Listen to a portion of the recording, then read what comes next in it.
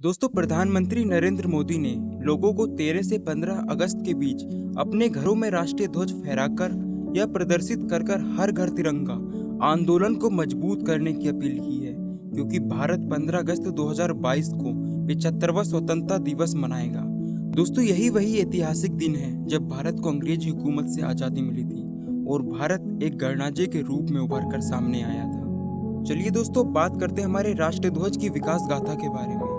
दोस्तों, हमारे राष्ट्रीय ध्वज तिरंगे का इतिहास तथा वंशावली अत्यंत पुरानी और घटनापूर्ण है। स्वतंत्रता संग्राम के दौरान सबसे पहले आजादी का झंडा बहादुर शाह जफर ने सन 1857 में उठाया था।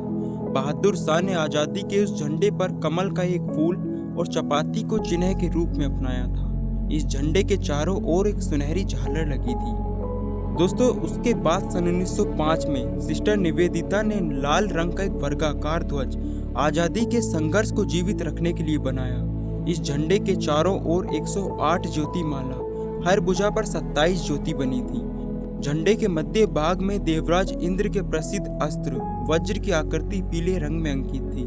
दोस्तों, वज्र के बाईं ओर पीले रंग में ही वंदे और दाहिनी ओर बंगाली भाषा में मातरम लिखा था। दोस्तों, उसके बाद स्वतंत्रता संग्राम के दौरान पहली बार तिरंगा सन 1906 में कोलकाता ध्वज के रूप में सम्मिलित हुआ।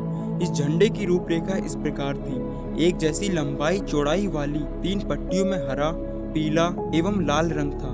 हरे रंग की पहली पट्टी पर अर्ध विकसित सफेद 8 कमल पुष्प चित्रित थे। पीले रंग की दूसरी पट्टी पर नीले रंग में देवनागरी भाषा में वंदे मातरम लिखा था।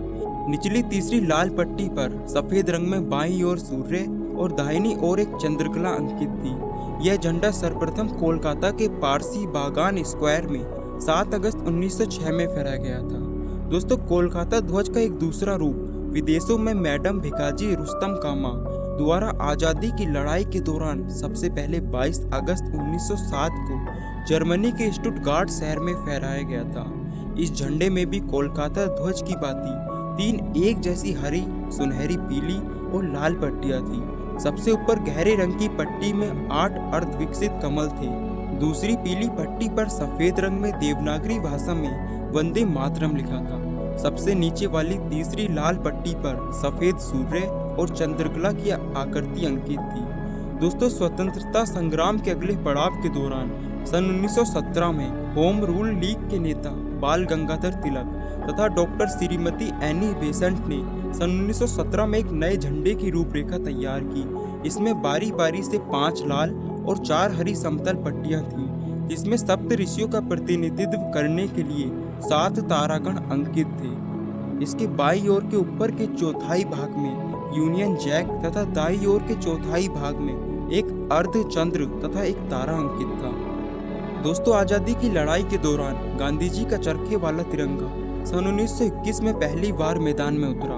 दूसरे तिरंगे की भांति गांधी जी के तिरंगे में भी एक जैसी 3 पट्टियां थी, जिनका रंग हरा, सफेद और लाल था। इस झंडे के बीच में एक बड़ा सा चरखा अंकित था। चूंकि झंडे में प्रयोग किए गए रंग देश की भिन्न भिन्न जातियों और वर्गों को इंगित करते थे, इसलिए कुछ लोग सांप्रदायिकता की इस बात से नाराज थे। दोस्तों, झंडे की इस आलोचना को ध्यान में रखते हुए गांधी जी ने इस झंडे की रूपरेखा और रंग रूप दोनों को ही सन 1931 में पूर्ण रूप से बदल दिया। नए झंडे में भी 3 पट्टियां रखी गई थीं, परंतु उनके रंगों को इस बार बदल दिया गया था। पहली पट्टी को भगवा रंग, दूसरी को सफेद तथा तीसरी पट्टी को हरे रंग में दर्शाया गया।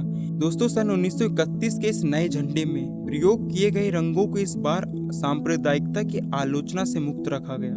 अंततः 3 जून 1947 को जब अंग्रेजों ने 15 अगस्त 1947 को भारत को आजाद करने की घोषणा की, तब भारत की संविधान सभा ने एक अस्थायी समिति राष्ट्रध्वज निर्माण हेतु गठित की और उसे स्वतंत्र भारत के लिए राष्ट्रध्वज का नमूना बनाने का दायित्व सौंपा। दोस्तों, समिति ने जिस ध्वज के लिए नमूने को तैयार किया, उसे संविधान सभा ने 22 जुलाई 1947 को भारत के राष्ट्रीय ध्वज के रूप में सर्वसम्मति से स्वीकृत किया।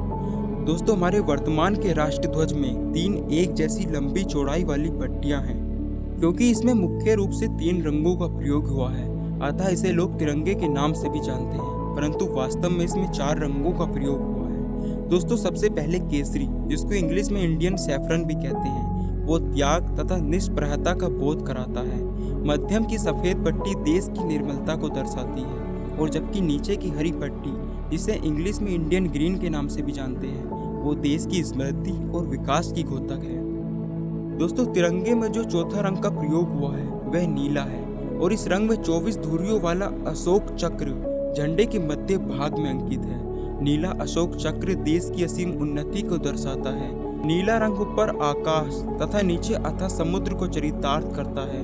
दोस्तों, 24 धुरियों देश की सतत उन्नति की प्रतीक है और दिन के 24 घंटों के काल चक्र को दर्शाती हैं। तो दोस्तों, मुझे उम्मीद है कि आपको तिरंगे के विकास के बारे में कुछ रोचक तथ्य जानने को मिले होंगे। मुझे उम्मीद है वीडियो आपको पसंद आई होगी। इसी तरह की नॉलेजेबल एवं इंफॉर्मेटिव वीडियो के लिए हमारे चैनल से जुड़े रहें। मिलते एक नई वीडियो में, तब तक धन्यवाद। जय हिंद, जय भारत।